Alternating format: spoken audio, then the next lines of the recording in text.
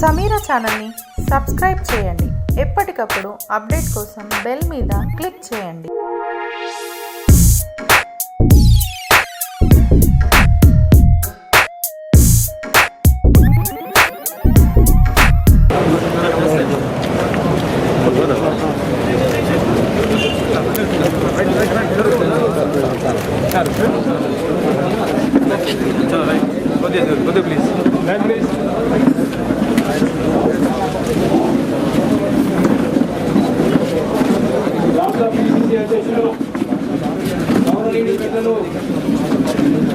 Congress party గణతారైనటువంటి గౌరవనీయులు captain Uttam Kumar Reddy గారికి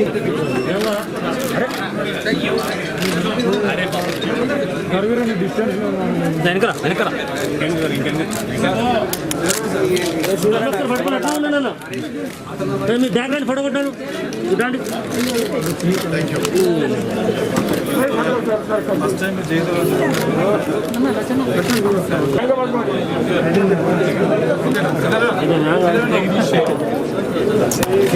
నువ్వు ఆట రాకు.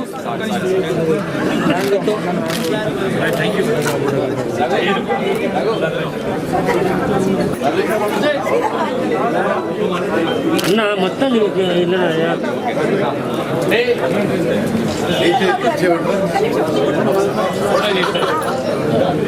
కొంచెం రాని శ్రీరాని కొంచెం రాని కొంచెం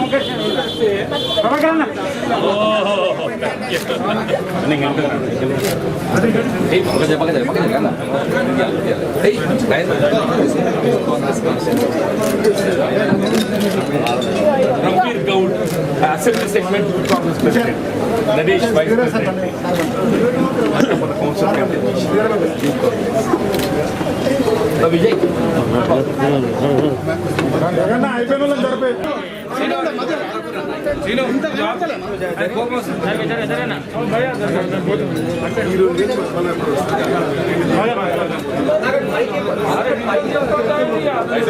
గౌరవనీయులు పెద్దలు శాసన మండలి సభ్యులు జీవన్ రెడ్డి గారి ఆహ్వానం మేరకు తిమ్మాపురం పోతూ మరి ఇక్కడ వ్యక్తులు రావడం జరిగింది.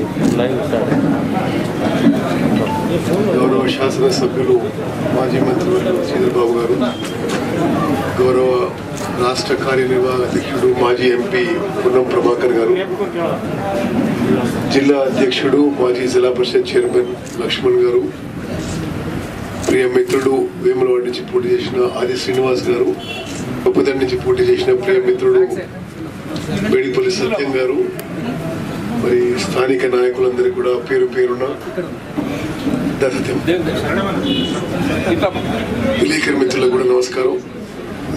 చాలా సంతోషం వల్ల కలవడం. నేను చాలా ఏళ్ల క్రితం జగిత్యాల్లో పిసిసి ఆర్గనైజింగ్ సెక్రటరీ బండి శంకర్ గారు, జగిత్యాల టౌన్ అధ్యక్షులు గారు, యూత్ కాంగ్రెస్ అధ్యక్షులు, మరి పేరు పేరున అందరికీ నమస్కారం. నేను ఇప్పుడు నాకు గుర్తులేదు ఎన్నేళ్ళ క్రితం, 10 క్రితం 2006లో జీవన్ రెడ్డి గారు పార్లమెంట్కి పోటీ చేస్తే అప్పుడు నేను ఇక్కడ కంటిన్యూస్గా 15 రోజులు ఉన్నాను. ఆ తర్వాత మరి జగిత్యాల రావడానికి ఏ సందర్భం అవకాశం రాలేదు. ఈరోజు జగిత్యాల రావడం చాలా సంతోషిస్తున్నాను. జగిత్యాల వచ్చిన సందర్భంగా విలేకరు మీతోని, నాకు ప్రియమైన కాంగ్రెస్ నాయకులు కార్యకర్తలతో కొన్ని ఆలోచనలు పంచుకోవాలనుకుంటున్నాను. ఒకటి, కరోనా పాండమిక్ విషయంలో ప్రపంచవ్యాప్తంగా మానవ జాతిని కుదిపేసిన ఈ పాండమిక్ విషయంలో తెలంగాణ ప్రభుత్వం ఒక ప్రమాదకరమైన ధోరణి అవలంబిస్తుందని చెప్పి మేము భావిస్తున్నాం. ప్రపంచవ్యాప్తంగా లక్షలాది మందికి ఈ వ్యాధి సోకి, అందులో కొంత 2 లక్షల మంది చనిపోయి ప్రపంచంలో అగ్రదేశాలే సతమతమవుతున్న ఈ సమయం ప్రత్యేకంగా ఆశ్చర్యకరం ఏంటంటే అద్భుత అద్భుతమైన మెడికల్ ఇన్ఫ్రాస్ట్రక్చర్ ఉండి మెడికల్ పర్సన్ ఉన్న అమెరికా, ఇంగ్లాండ్, ఇటలీ, స్పెయిన్ ఇటువంటి దేశాల్లో ఎక్కువ ఈ కరోనా వ్యాధి రావడం, ఎక్కువ మంది చనిపోవడం మనకి అంకెల ద్వారా తెలుస్తుంది. భారతదేశం పరిస్థితి ఇప్పుడు ఎక్కువ దేశాల కన్నా అంత కాకపోవచ్చు, కానీ ప్రపంచంలో ఇప్పుడు 10వ 11వ స్థానంలో భారతదేశం ఉంది వ్యాధి సోకిన లెక్కల్లో. నేను నిన్న మొన్న చూసిన 1,00,000 కేసులు దాటినవని. ఈ వ్యాధి మొదలైన చైనా కంటే ఇప్పుడు భారతదేశంలో ఎక్కువ కేసులు ఉన్నాయి. ప్రపంచవ్యాప్తంగా ఒక అనుమానం ఏంటంటే భారతదేశంలో కానీ తెలంగాణ రాష్ట్రంలో కానీ ఈ కరోనా వైరస్ కి సరిపోను టెస్టులు జరుగుతలేవని. ఇది నిస్సందేహం. ఇన్ఫాక్ట్ బీబీసీ రిపోర్టింగ్ లో కూడా భారతదేశంలో సంఖ్య కొద్దిగా తక్కువగా అవపడడానికి under testing and under reporting అనే విషయాన్ని బీబీసీ సంస్థ ప్రపంచవ్యాప్తంగా కూడా బ్రాడ్కాస్ట్ చేయడం జరిగింది. భారతదేశంలోనే టెస్టింగ్ తక్కువ అంటే తెలంగాణలో ఇంకా తక్కువ జరుగుతున్నాయి. మీకు కొన్ని అంకెలు చెప్తున్నాను. పర్ మిలియన్ అంటే 10 లక్షల మందికి భారతదేశంలో యావరేజ్ గా 1600 మందికి టెస్టింగ్ చేస్తున్నారు. 10 లక్షల మందికి 1600 మందికి టెస్టింగ్ చేస్తున్నారు. తెలంగాణలో అది నేషనల్ యావరేజ్. తెలంగాణలో కొద్దిగా తగ్గా 10. తెలంగాణలో 650 టెస్టింగ్ చేస్తుంటే ప్రపంచంలోనే కరోనా టెస్టింగ్ భారతదేశంలో చాలా తక్కువ ఉందంటే తెలంగాణలో భారతదేశంలో అత్యంత తక్కువ టెస్ట్ చేస్తుంది తెలంగాణ రాష్ట్రంలో. ఇది కొంత అన్నిటి విషయంలో కేసీఆర్ గారికి కొంత భ్రమలు కల్పించడం, ఏదో ఒక మాయ చేసే అలవాటు వారికి అన్ని విషయాల్లో ఉన్న విషయం తెలుసు. కరోనా టెస్టింగ్ విషయంలో కూడా ఈ రోజు వరకు కూడా పకడ్బందీగా ఎందుకు తక్కువ టెస్టులు చేస్తున్నారో సమాధానం చెప్పలే. మీకు మొత్తం సంఖ్య చెప్తా. 14 మే వరకు తెలంగాణ రాష్ట్రంలో మొత్తం టెస్టింగ్లు అయినాయి 22,000. మన జనాభా 4 కోట్లు. 5 కోట్ల జనాభా ఉన్న ఆంధ్రప్రదేశ్లో 2.5 లక్షల మందికి టెస్టింగ్ చేసాం. మన పక్కన ఉన్న తమిళనాడులో 3.5 లక్షల మందికి, మరో పక్కన ఉన్న కర్ణాటకలో 2 లక్షల మందికి, మరో పక్కన ఉన్న మహారాష్ట్రలో 4 లక్షల మందికి. అంటే మనకేమో అందాజగా తెలంగాణలో 20,000 మంది, మొత్తం 20,000 మందికి టెస్టింగ్ చేస్తే అన్ని పక్క రాష్ట్రాల్లో 2, 3, 4 లక్షల టెస్టింగ్ లేని. ఇది ఎందుకు ఇది ప్రమాదకరమైన విషయం అంటే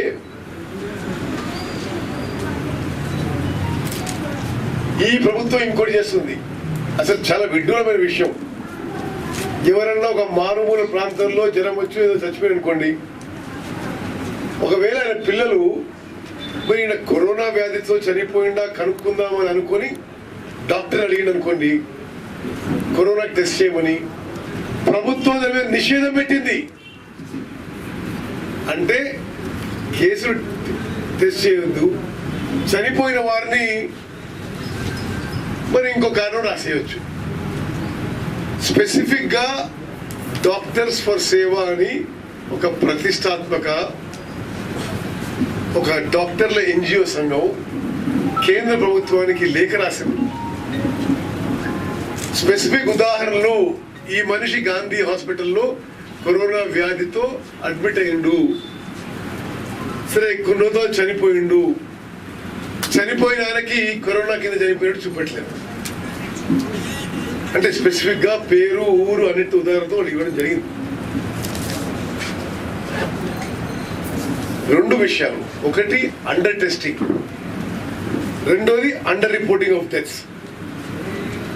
ఇది చాలా ప్రమాదకరమైన ధోరణి కేసీఆర్ గారు మీరు అవలంబిస్తుంటే నేనే గవర్నర్కి పోయి మొత్తం ఎక్స్ప్లెయిన్ చేసిన. ప్రపంచవ్యాప్తంగా ఎట్లుంది టెస్టింగ్, భారతదేశంలో ఎట్లుంది, తెలంగాణలో ఏం చేస్తున్నారు, తెలంగాణలో ఇట్లా చనిపోయిన వాళ్ళు కరోనా చనిపోయినా వేరే ఏదంటే మీరందరూ గమనించారు. కేసీఆర్ అడ్డగులో మాట్లాడారు. మమ్మల్ని ఇక డిక్షనరీలో ఎన్ని బూత్ పదాలు ఉంటే అన్ని బూత్ పదాలు మా మీద వాడాడు. సరే అని కొన్ని మేము కూడా జవాబిచ్చినాం. ప్రధానంగా తెలంగాణలో కరోనా విషయంలో ఈ ప్రభుత్వం పారదర్శకంగా ఉండడం లేదు. సూర్యాపేట జిల్లా ఉంది, నెహ్రూ జిల్లా. ఇది ఇలా మే 8వ తారీఖు 23 మార్చికి రాష్ట్రంలో అత్యధిక కేసులను మీరు గమనించిన నేను. రాష్ట్రంలో అత్యధిక కేసులు అన్న తర్వాత అక్కడ టెస్టింగ్ మానేసి కొత్త కేసులు రావు కదా. సరిగా పాత కేసుల్లో అది ఇటు అయిపోయి ఇప్పుడు సూర్యాపేట జిల్లా కరోనా ఫ్రీ అని ప్రకటించేసింది. మరి విచిత్రం ఏంటంటే సూర్యాపేట జిల్లా విషయం చెప్తే నేను ఆ రోజు అక్కడే ఉన్నా. చీఫ్ సెక్రటరీ డీజీపీ వచ్చిండ్రు. హడావిడ ఏంటిది ఎంత ప్రమాదంగా ఎన్ని కేసులు అవుతున్నాయని. వాళ్ళు ఏం ఆదేశాలు ఇచ్చినో కానీ మరుసటి రోజు నుంచి టెస్టింగ్ లేదు. భారతదేశంలో 29 రాష్ట్రాలు ఉంటే 28 రాష్ట్రాల్లో ICMR Indian council of medical research approved private hospitals లో కరోనా టెస్టింగ్ ఈస్ పర్మిటెడ్. 29 రాష్ట్రాల్లో 28 రాష్ట్రాల్లో ఒక్క తెలంగాణలోనే పర్మిట్ చేయలేదు. నిన్న హైకోర్టు ముట్టకాయలు వేసి అసలు మీరోడు ICMR అప్పుడు హాస్పిటల్స్ లో ఎవరన్నా పేషెంట్ పోయి నేను టెస్టింగ్ చేసుకుంటే ట్రీట్మెంట్ చేసుకుంటే మీరు ఆపడానికి ఎవరని చెప్పి నిన్న హైకోర్టు ఆర్డర్ ఇచ్చింది. ఇది తెలంగాణ ప్రభుత్వం అసమర్థతన, నిర్లక్ష్యమా, తెలివి ఎక్కువనా అర్థమైతలేదు మాకు. మన ముఖ్యమంత్రి గారు అన్నిట్లో ఆయన ఎక్స్పర్టు. కరోనా వ్యాధి నుంచి, ఇరిగేషన్ ప్రాజెక్ట్ నుంచి, వ్యవసాయం వరకు ఏ పంటలే అన్నిటికీ కేసీఆర్ గారు ఎక్స్పర్ట్. మరి అన్ని విషయాల్లో ఎక్స్పర్ట్ అయిన కేసీఆర్ గారు శాసనసభలో ఆన్ రికార్డ్ అన్నాడు, పారాసెటమాల్ వేసుకుంటే కరోనా పోతుంది, 22 డిగ్రీలు దాటితే కరోనా ఉండదు అన్నాడు. మరి ఇప్పుడు జగిత్యాల 45 డిగ్రీలు దాటింది కదా, మరి కరోనా ఎందుకు కేసులు వస్తున్నాయి? మరి మాస్కులు కాంగ్రెస్ సభ్యులు శాసనసభలో మాస్కులు వేసుకుని ప్రస్తావిస్తే హేళనగా మాట్లాడాడు. ముఖ్యమంత్రి గారి తప్పుడు ధోరణి వల్ల తెలంగాణ రాష్ట్రం కరోనా ఫ్రీ కావాలని, కరోనా ఒక్క కేసు కాకూడదని మరి మేము కూడా భగవంతుని ప్రార్థిస్తున్నాం. దానికి ఒక సైంటిఫిక్, ఒక రాషనల్, ఒక లాజికల్ అప్రోచ్ ఉండాలి. ఎందుకంటే ప్రపంచ ఆరోగ్య సంస్థ ఏముంటుందంటే మీరు ఎంత ఎక్కువ టెస్టులు చేయగలిగితే ఈ వైరస్ ని మీరు కంట్రోల్ చేయగలుగుతారు. ఎక్కడుంది, ఎంత సోకింది, దానికి ఏ విధంగా ముందుకు పోవాలని. వరల్డ్ హెల్త్ ఆర్గనైజేషన్ ఏమో ప్రపంచవ్యాప్తంగా యాక్సెప్ట్ అయిన ప్రిన్సిపల్ ఫర్ కరోనా ట్రీట్మెంట్ వాళ్ళు TTT అన్నారు, టెస్ట్ టెస్ట్ టెస్ట్. కేసీఆర్ పాటిస్తుందేమో don't test don't test don't test. మరి దీంట్లో మీకు ఒకటి చెప్తున్నా, మరి ఈటెల రాజేందర్ గారు మీ కంబైన్డ్ జిల్లాలో చాలా సీనియర్ నాయకుడు, ఇప్పుడు ఆరోగ్య శాఖ మంత్రి. నేను చెప్పిన మాట ఈరోజు మీరు అడగండి ఆయన్ని. ఏప్రిల్ చివరిలో ఆయన ఒక పత్రిక ప్రకటిస్తుండ్రు. అప్పటికే మేము బాగా ప్రెజర్ పెడుతున్నాం, ఎక్కువ టెస్ట్ చేయాలంటే వాడు మేము క్రమంగా బిల్డప్ చేస్తున్నాం. 3 వారాల లోపల ఇప్పుడు మేము రోజుకి 1000 చేస్తున్నాం టెస్టింగ్. 3 వారాల లోపల మేము రోజుకి 5000 మందికి టెస్ట్ చేయడం చూస్తున్నాడు. ఏం చేసిండ్రు? ఇది ఎంత గూడు పుటానియో, కాన్స్పిరసీయో తెలంగాణ ప్రజల మీద ఆలోచన చేయండి. ఈ మాటలు అన్నడా లేడా ఆరోగ్య శాఖ మంత్రి? మేము 1000 టెస్ట్ చేస్తున్నాం ఈరోజు, ప్రతిరోజు 2-3 వారాల్లో రోజుకి 5000 టెస్ట్ చేస్తున్నాడు. వాస్తవంగా తగ్గించేసి ఈ రోజు తెలంగాణలో టెస్టింగ్ కేవలం 250 మందికి జరుగుతుంది రోజుకి. ఈ అంకెలు ప్రభుత్వ సోర్సెస్ నుంచి వచ్చినవి, మేమేమి సృష్టించినవి కావు. మరి కరోనా టెస్టింగ్ విషయంలో, కరోనా పాండమిక్ విషయంలో మరి కేసీఆర్ గారి తప్పుడు వైఖరి, ఒక ప్రమాదకర ధోరణి అని చెప్పి కాంగ్రెస్ పార్టీగా మేము గవర్నర్ కూడా లిఖితపూర్వకంగా మీకు చెప్పిన విషయాలే మేము చెప్పడం జరిగింది. రెండో విషయం అంటే కరోనా సంబంధించి వలస కూలీల విషయంలో కేసీఆర్ పూర్తిగా వైఫల్యం చెందిండు. ఆయన ప్రెస్ మీట్లోనే మొదటిసారి తెలంగాణలో 3.5 లక్షల మంది ఉన్నారు, అందరినీ మేము చూసుకుంటున్నాం, అందరికీ పైసలు బియ్యము అన్ని చేసినాడు. ఏమయ్యా చీఫ్ సెక్రటరీ పక్కన అడుగుతాడు, అందరికి అయిపోయిందంట ఆయన 3.5 లక్షల మందికి. చీఫ్ సెక్రటరీ మరుసటి రోజు 3వ రోజు అసలు తెలంగాణలో 6.5 లక్షల మంది ఉన్నారు మైగ్రెంట్ వర్కర్స్. మరో 3 రోజుల తర్వాత క్యాబినెట్ మంత్రి తలసాని శ్రీనివాస్ యాదవ్ తెలంగాణలో 15 లక్షల మంది ఉన్నారు, ఈ కేంద్ర ప్రభుత్వానికి బుద్ధి లేదు, ఈ 15 లక్షల మంది ఎట్లా పంపిస్తామేమో అన్నాడు. అంటే సంఖ్య చెప్తూ మళ్ళీ ముఖ్యమంత్రి లాస్ట్ మాట్లాడుతూ 7 లక్షల మంది ఉన్నారు. అంటే కనీసం మైగ్రెంట్ వర్కర్స్ వలస కూలీలు లెక్క తీయలేని ఈ అసమర్థ ప్రభుత్వం వాళ్ళకి ఏమి సేవ చేసినట్టు? ఇది తెలంగాణ అభివృద్ధికి పెద్ద ఇబ్బంది కాబోతుంది. మీ అసమర్థత వల్ల, మీ నిర్లక్ష్యం వల్ల ఈ వలస కూలీల అభద్రతకు గురై అందరూ వెళ్ళిపోతే మరి ఈరోజు బిల్డింగ్ అండ్ కన్స్ట్రక్షన్ రంగంలో, ప్రాజెక్టులలో, రైస్ మిల్లింగ్ ఇండస్ట్రీలో పనిచేసే ఎక్కువ మంది వలస కూలీలు, వలస కార్మికులు, మైగ్రెంట్ వర్కర్స్. కేసీఆర్ ప్రభుత్వం వైఫల్యం వల్ల అందరూ వెనక్కిపోతామంటున్నారు. అందరూ వెనక్కి వెళ్ళిపోతే ఈ రాష్ట్ర అభివృద్ధి తప్పనిసరిగా కుంటుపడుతుందని చెప్పి మేము భావిస్తున్నాం. మేము మొదటి నుంచి ముఖ్యమంత్రి గారు అప్పీల్ చేస్తుందంటే మీరు కూడా ఉదారంగా సాయం చేయండి. Please provide them adequate food, shelter and security అని మొదటి నుంచి మేము ఆయనకు బహిరంగ లేఖలు రాస్తాం. మీరు ఆహారం, ఆశ్రయం, సంరక్షణ కల్పియండి వలస కూలీగా అని చెప్పినాం. కానీ మాటలు ఎక్కువ, చేతులు తక్కువ. ఈరోజు వలస కూలీల విషయంలో మరి రాష్ట్ర వ్యాప్తంగా మా ప్రియతమ నాయకురాలు ఏఐసిసి అధ్యక్షురాలు సోనియా గాంధీ గారు ఇచ్చిన పిలుపు మేరకు తెలంగాణ రాష్ట్ర వ్యాప్తంగా కాంగ్రెస్ శ్రేణులు అద్భుతంగా స్పందించారు. ఊరూరున ప్రతి పట్టణంలో వలస కూలీలకి, బీదవారికి, లేబర్కి కాంగ్రెస్ పార్టీ వారు మరి ఆహారము, ఆహార ధాన్యాలు సప్లై చేయడం మనస్ఫూర్తిగా నేను అభినందిస్తున్నా. మరి ఇప్పుడు మేము కొంత ఫండ్స్ రేజ్ చేసి ప్రతిరోజు మరి రాష్ట్ర వ్యాప్తంగా వలస కూలీలు ఎక్కడ ఉంటే అక్కడ వారిని సొంత రాష్ట్రాలకు పంపించడానికి మా వంతు కృషి కూడా చేస్తున్నాం. నిన్న మొన్న గాంధీ భవన్ నుంచి కొన్ని బస్సులని ఉత్తరప్రదేశ్కి, ఒరిస్సాకి పంపడం జరిగింది. మరి రేపు కాగజ్ నగర్ నుంచి ఛత్తీస్గఢ్కి పంపిస్తున్నాం. మరి ఎల్లుండి నల్గొండ నుంచి ఒరిస్సాకి పంపిస్తున్నాం. ఈ రాష్ట్రంలో వలస కూలీల విషయంలో, మైగ్రెంట్ వర్కర్స్ విషయంలో కాంగ్రెస్ పార్టీ శ్రేణులు అన్ని విధాలుగా మేము మా వంతు సహాయం చేస్తామని చెప్పి మరోమారు మనవి చేస్తూ, మరి ఈ కరోనా సందర్భంగా ఇంకో విషయం చెప్పాలి. ఇప్పటి వరకు సీఎం రిలీఫ్ ఫండ్కి ఎన్ని పైసలు వచ్చినాయి, దేనికి ఖర్చు పెట్టిండో ముఖ్యమంత్రి ఒక మాట మాట్లాడలేదు. చాలా ప్రభుత్వ రంగ సంస్థల నుంచి పైసలు కలెక్ట్ చేసిండు, ప్రభుత్వ రంగ సంస్థల ఎంప్లాయీస్ యూనియన్స్ నుంచి పైసలు వసూలు చేసిండు. వసూలు చేయడము, విరాళాలు రావడం, వాటెవర్. మేము ఎన్నిసార్లు అడిగినా సీఎం రిలీఫ్ ఫండ్కి మీరు ఈ డోనర్స్ ఎవరెవరో చెప్పాలి అని చెప్పి ప్రకటించాలి, పారదర్శకంగా ఉండాలని చెప్పి కోరినాం. అదేవిధంగా సీఎం రిలీఫ్ ఫండ్ నుంచి మీరు ఈ కరోనా నివారణకి ఎంత ఖర్చు పెట్టిందనేది కూడా ఇప్పటి వరకు ముఖ్యమంత్రి గారి పూర్తి మౌనం. ఇది కొంత ప్రజలందరూ ఆశ్చర్యపోతున్నారు.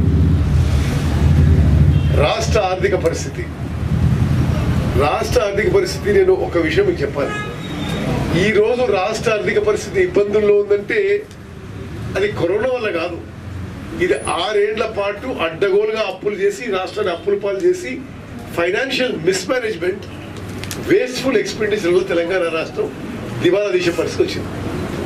నేను ఒక లెక్క చెప్తాను మీకు. ముఖ్యమంత్రి గారి మాటల్లోనే ప్రతి నెల తెలంగాణ ఆదాయం 10 నుంచి 11 వేల కోట్లు. మార్చి నెలలో లాక్డౌన్ 22, 23 మొదలైంది. అంటే కేవలం చివరి వారంలో ఆదాయం రాలేదంటే అర్థం చేసుకుంటాం. ఆయననే అన్నాడు తర్వాత ప్రెస్ మీట్ల 2 నుంచి 2.5 వేల కోట్ల ఆదాయం తక్కువ వచ్చిందని. 10,000 కోట్లలో మీరు 2.5 తగ్గించిన 7.5 వేల కోట్లు. ప్రభుత్వ జీతాలు పెన్షన్లు ఎందుకు కట్ చేసిండ్రు ఈ రోజు వరకు ముఖ్యమంత్రి సమాధానం చెప్పలే. ఈ ఆదాయం తగ్గిందని చెప్పిండు కానీ ఈ లాక్డౌన్ పీరియడ్ లో మనందరి జీవితాలు మన పిల్లల జీవితాలు తాకట్టు పెట్టి 10-year బాండ్స్ అప్పులు తీసుకొచ్చారు. 4,000 కోట్ల రూపాయలు తీసుకొచ్చారు లాక్డౌన్ పీరియడ్ లో. మరి రాష్ట్ర ఆర్థిక పరిస్థితుల్లో కూడా ఎక్కడ పోతున్నాయి పైసలు?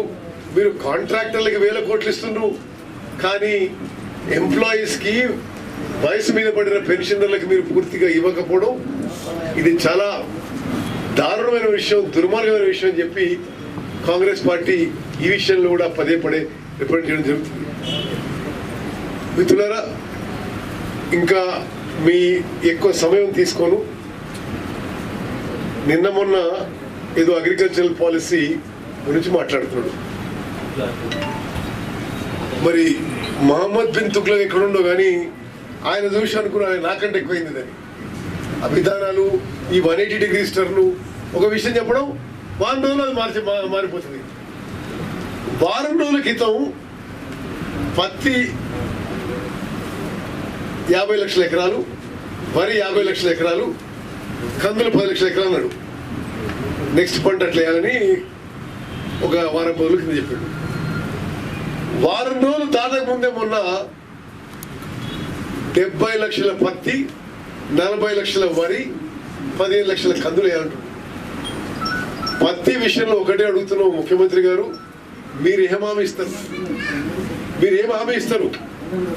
మీరు సిమెంట్ కార్పొరేషన్ ఆఫ్ ఇండియా 10 సంవత్సరం కొనుగోలు తగ్గిస్తుంది. మీరు రికార్డు చూడండి. Sorry cotton corporation of India, CCI. Cotton corporation of India ప్రతి సంవత్సరం కొనుగోలు తగ్గిస్తుంది. మీరు 70 లక్షల ఎకరాలు పంట పండితే ఎవరు కొనాలి, ఏ రేటు కొనాలి, మీరు ఏం హామీ ఇస్తారు? కందులకి ఇప్పుడు కందులు ఏమంటుండు, కందులు కొని 3 నెలలు అయింది, రూపాయి ఇవ్వలేపడం. వరి విషయంలో ప్రొక్యూర్మెంట్ ఏ విధంగా చేసినో మనం చూస్తున్నాం. మొక్కజొన్న విషయంలో ఇప్పటి వరకు రూపాయి రాలే, ప్రొక్యూర్మెంట్ చేసింది. ఒకసారి కేసీఆర్ గారి యొక్క వ్యవసాయం పట్ల నిర్లక్ష్యం, రైతుల పట్ల కోపం ఒకసారి మీరు ఆలోచన చేస్తే ఇప్పుడైనా ఏదో బెదిరిస్తుండు, నేను చెప్పిన పంట వేయకుంటే రైతు బంధు ఇవ్వ, కొనుగోలు చేయాలి. మొన్న 50 రోజుల క్రితం కేసీఆర్ గారే ప్రకటించిండు 1,04,00,000 ధాన్యం పంట పండింది, మెట్రిక్ టన్స్. 1,04,00,000 మెట్రిక్ టన్ల ధాన్యం పండింది, ఒక్క గింజ లేకుండా MSPలో కొంటాడు ఆయన మాటల్లోనే. మరి ఇప్పుడు 50 రోజులు దాటింది, 50% కూడా కొనుగోలు చేయడం. పాపం రైతులకి ఆ ధాన్యం ఎండలు ఎండి, వాళ్ళని తడిచి, మళ్ళీ ఎండి, మళ్ళీ తడిచి మొత్తం నష్టపోతుంది. ప్రొక్యూర్మెంట్ విషయంలో వైఫల్యం, రైతు బంధు పథకంలో మోసం, 30-40% రైతులకి ఇంకా రాలేదు. ఇది అయిపోయిన రబీ పంటకి ఒకే ఒకసారి మొత్తం వచ్చింది.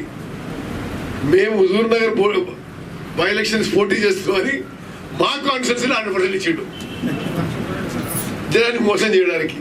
అది తప్పితే రాష్ట్రంలో పూర్తి ఎక్కడ ఇవ్వలే. ప్రొక్యూర్మెంట్లో ఫెయిలియరు, రైతు బంధులో ఫెయిలియరు, లోన్ వేవరు. సంవత్సరం కింద చెప్పిండు ఎన్నికలు కాగానే ₹1,00,000 రుణమాఫీ చేస్తానని. 1,00,000 సంవత్సరాల తర్వాత 1.5 years తర్వాత ఇంకా 25,000 ఇప్పుడు చేస్తా అంటున్నాడు. ఇంకో విషయం, క్రాప్ ఇన్సూరెన్స్. ఈరోజు తెలంగాణ రైతుని దేవునికి వదిలేసిండు. ఇప్పుడు క్రాప్ ఇన్సూరెన్స్ స్కీమే లేదు తెలంగాణలో. ఇది మొదటిసారి. గత అన్ని ప్రభుత్వాల్లో ఏదో రకంగా క్రాప్ ఇన్సూరెన్స్ ఉంటుండే, ఇప్పుడు తెలంగాణలో ఏ క్రాప్ ఇన్సూరెన్స్ లేదు. మరి అన్ని విధాలు. అది ఇంకోటి, గత 4 ఏళ్లుగా ప్రకృతి వైపరీత్యాల వల్ల, వడగండ్ల వాన వల్ల, అధిక వర్షాల వల్ల ఎక్కడ పంట నష్టం జరిగినా కొంతలో కొంత, అంతకుముందు కాంగ్రెస్లో కొంత నష్టపరిహారం వస్తుంది, ఇప్పుడు 0. ఒక్క రూపాయి ఇవ్వడం లేదు. అన్ని విధాలుగా వ్యవసాయంలో వైఫల్యం చెందిన కేసీఆర్ ఇప్పుడు ఏదో కొత్త వ్యవసాయ విధానం అంటున్నాడు. నేను సీరియస్ చెప్తున్నా, కాంగ్రెస్ పార్టీ రైతుల పక్షాన ఏ స్థాయికైనా పోరాడతాము. నేను వస్తుంటే చెప్పిన సిరిసిల్ల కలెక్టర్ అంట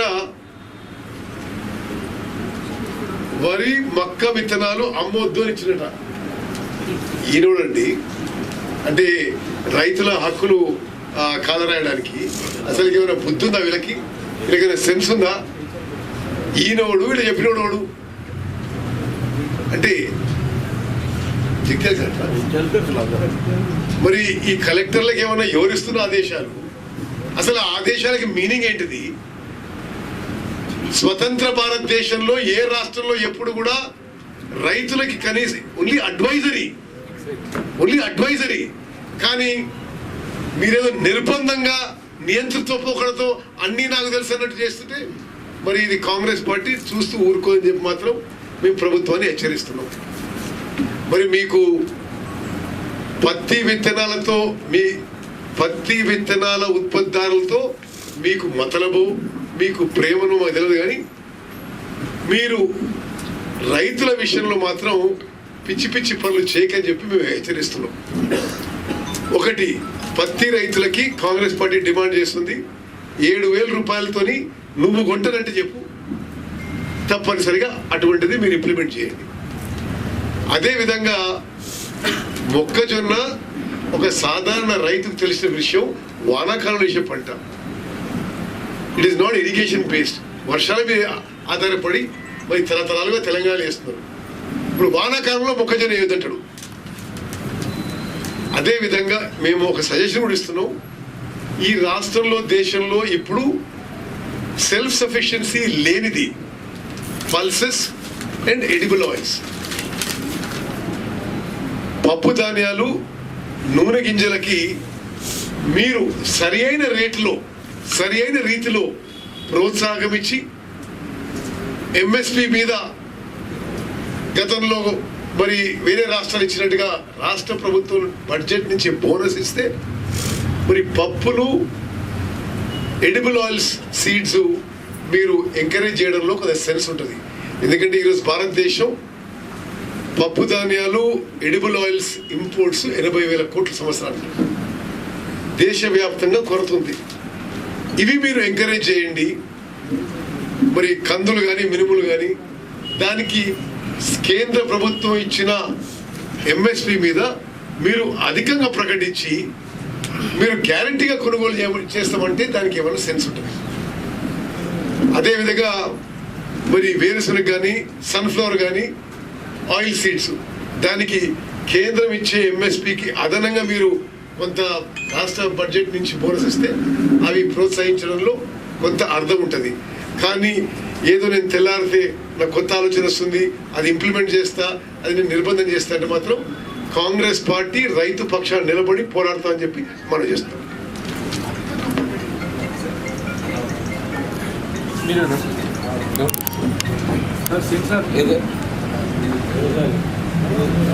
మీరు మాడతారా?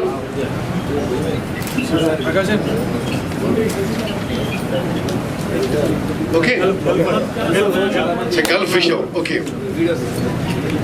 గల్ఫ్ వర్కర్స్ విషయం నిజంగా మీ ప్రాంతంలో చాలా పెద్ద విషయం. జీవన్ రెడ్డి గారు నిరంతరం ఆ విషయంలో పోరాటం చేస్తూనే ఉంటాడు. మేనిఫెస్టో అప్పటికెళ్ళి ఇప్పటిదాకా అట్లా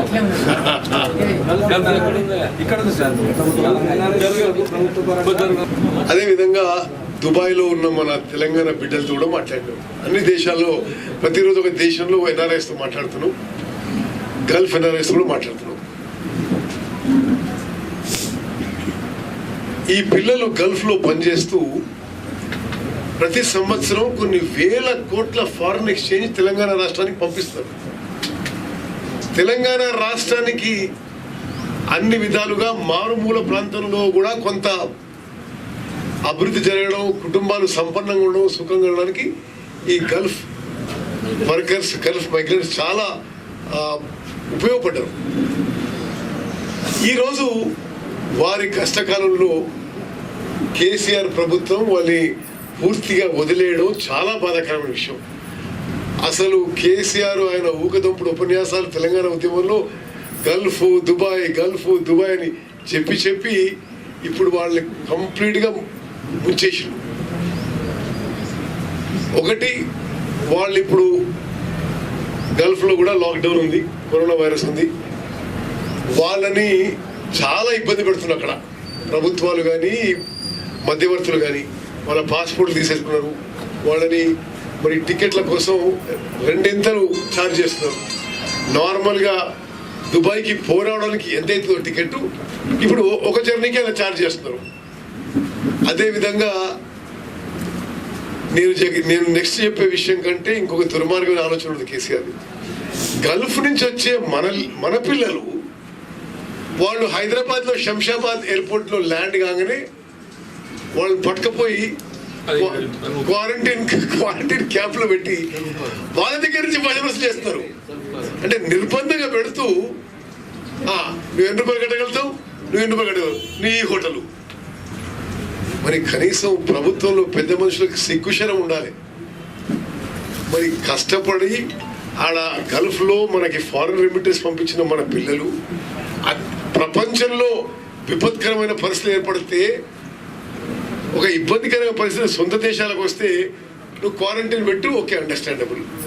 క్వారంటైన్లో నువ్వు ఛార్జ్ చేయడం అనేది ఇది చాలా దుర్మార్గమైన విషయం.